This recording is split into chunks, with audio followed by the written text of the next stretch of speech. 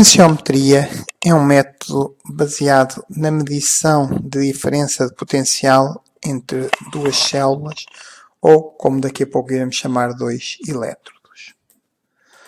Quando olhamos para uma célula eletroquímica, a célula de cobre e de zinco, por exemplo, nós verificamos que havia uma oxidação e os íons zinco iriam aparecer nesta solução, os eletrões iriam ser transportados para o outro lado, que iriam reagir com o íon cobre, que passava a cobre metálico. E o potencial desta célula eletroquímica podia ser dado pela equação de Nernst, em que nos dizia que o potencial normal da célula, menos 0,0592 sobre 2, vezes o logaritmo da concentração da solução de zinco sobre a solução de cobre, nos dava o potencial da célula. Ou seja, o que esta equação nos diz é que a diferença de potencial que se gera entre estes dois elétrodos é proporcional à concentração dos íons. E é exatamente nisto que se baseia a potenciometria. Na potenciometria, vamos ter a medição entre duas células, ou como eu disse, elétrodos, em que um terá de ser necessariamente o elétrodo de referência e o outro o elétrodo de medida. Para evitar que ocorra o que nós observamos aqui na célula eletroquímica, que é a passagem de elétrons e, portanto, uma reação química em que depois vamos ter a concentração dos íons a alterar, este aparelho de medida tem que ter uma resistência muito elevada, de maneira a impedir que se dê esta passagem de eletrões e, portanto, é medida a diferença de potencial na ausência de corrente elétrica. E para isso, usamos esse tal aparelho que vamos chamar não voltímetro, mas potenciómetro, e um elétrodo de referência e um elétrodo indicador.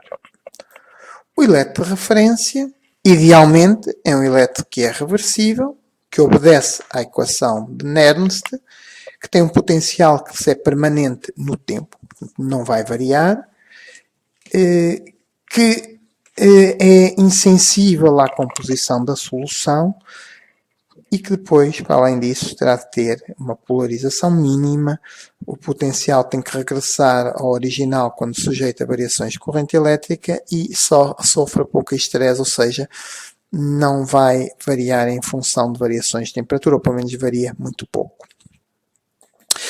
E aquele que normalmente é considerado como o elétrodo padrão, já vimos, é o chamado elétrodo de hidrogênio, em que consideramos o hidrogênio gasoso a converter-se em íon H+. Só que este elétrodo obriga a ter hidrogênio à pressão de uma atmosfera e o ácido com o pH igual a 1. Isto são condições muito perigosas e, portanto, raramente se usa este elétrodo de referência de hidrogênio e usam-se atualmente outros tipos de elétrodos. Um que foi muito usado era o elétrodo de calomelanos, que por ser um elétrodo de cloreto de mercúrio, portanto requerer mercúrio e o mercúrio ser um elemento que acaba por ser tóxico, foi abandonado. E hoje em dia, a maior parte dos elétrodos de referência são os elétrodos de prata, cloreto de prata, em que temos um fio de prata revestido com cloreto de prata, mergulhado numa solução de cloreto de potássio de concentração fixa. Isto vai ter um potencial que será constante porque depende apenas da concentração desta solução. Normalmente estes elétrodos têm uma pequena placa porosa que fará as vezes da ponte salina. Relembro que uma vez que não há passagem de eletrões, a ponte salina apenas terá que evitar a passagem de íons de um lado para o outro.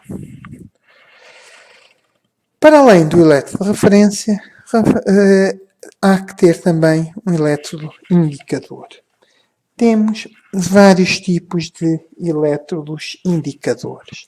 Os chamados elétrodos metálicos, primeira, segunda, terceira espécie inertes e elétrodos de membrana. Os elétrodos metálicos de primeira espécie são exatamente o caso do que nós vimos no exemplo do cobre e do zinco. É um elétrodo do metal que é derivado do cátion que eu quero medir. Como vimos, ou no caso daquela reação de cobre e de zinco, ele é sensível, o elétrodo de zinco, à concentração de zinco na solução. Um elétrodo de prata será sensível à concentração de prata na solução. Chama-se isso elétrodo de primeira espécie. Claro que este tipo de elétrodos apenas servem para um número muito reduzido de metais e, portanto, acabam por ser pouco utilizados. Temos depois os elétrodos de segunda espécie, que são sensíveis não apenas ao cátion, que são sensíveis ao cátion, mas a um anião que precipita ou complexa com o elétrodo. É o caso do elétrodo de prata, revestido de cloreto de prata, que é sensível à concentração de cloreto na solução. Estes já podem ser utilizados para uma maior variedade de substâncias, ou já permitem a determinação de concentração de uma variedade maior de substâncias. Por exemplo, podemos ter prata em vez de ser recoberto com cloreto de prata, como por exemplo iodeto de prata, e será sensível ao iodo. Depois temos elétrons de terceira espécie, que são constituídos por um cátion diferente do que deriva o elétron. Por exemplo, o elétron de mercúrio pode responder a variações de concentração de cálcio. Este é um tipo especial de elétrodos que não é muito importante para nós e, portanto, não irei abordá-los. Temos depois os elétrodos inertes, que funcionam apenas como condutores elétricos. Por exemplo, quando temos o elétrodo de platina ou de ouro, em alguns tipos de elétrodos. Por exemplo, aquele elétrodo de hidrogênio em que tínhamos uma placa de platina apenas para funcionar como local para receber os eletrões na passagem do hidrogênio gasoso a próton. E por fim, temos um outro tipo de elétrodos, estes atualmente mais utilizados, porque permitem compor elétrodos sensíveis às mais diversas espécies, que são os elétrodos de membrana, que normalmente são constituídos por substâncias praticamente insolúveis em água, mas que têm alguma condutividade elétrica e que vão ter alguma seletividade para a espécie que estou a analisar.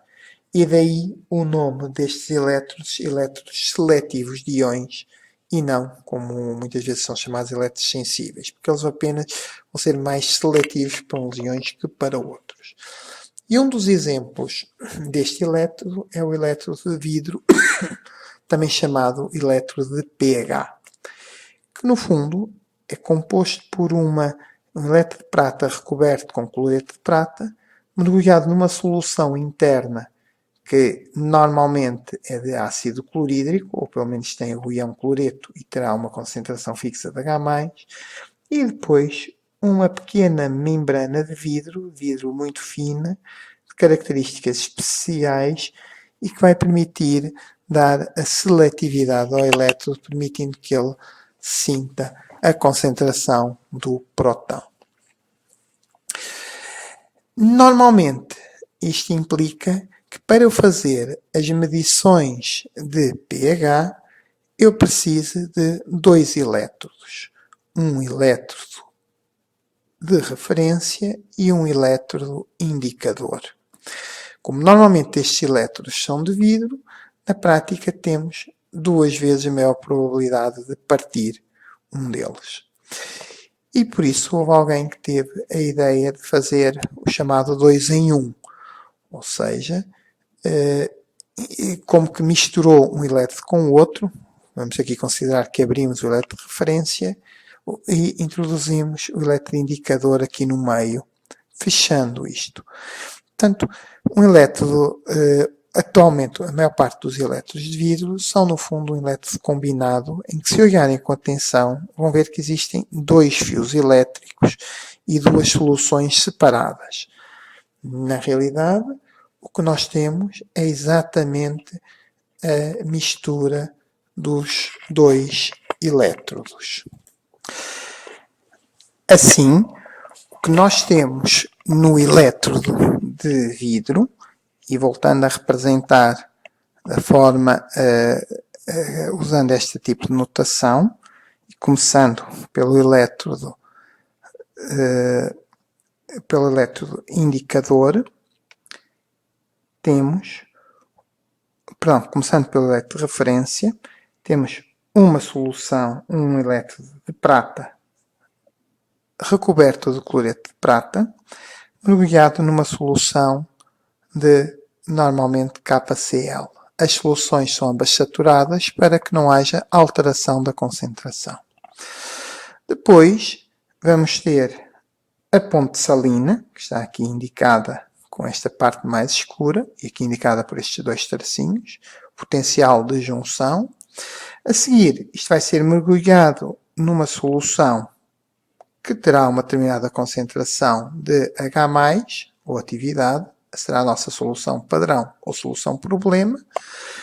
E agora entramos no elétrodo de indicador, a tal membrana de vidro, e depois uma solução interna que terá uma determinada concentração de íons H+, aqui pus 1 molar, cloreto, e depois o tal fio de prata revestido de cloreto de prata. E é exatamente isto que está aqui representado. Ora, o que se verifica é que este potencial de referência do elétrodo de referência obrigatoriamente será constante. Este outro, porque também é um fio de prata recoberto de cloreto de prata mergulhado numa solução de concentração fixa de cloreto, também tem um potencial constante. E o potencial de junção, como eu disse, normalmente é transformado de forma a ser constante.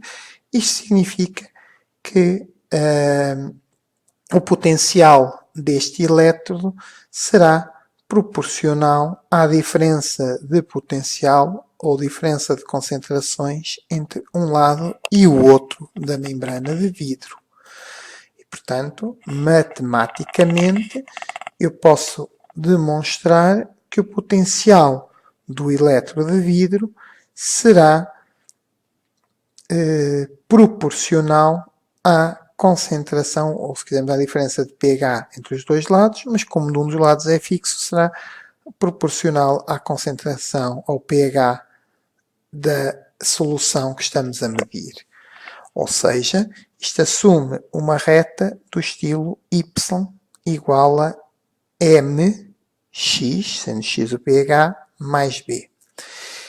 Se o elétrodo de vidro respeitasse rigorosamente a equação de Nernst, poderíamos usar esta equação.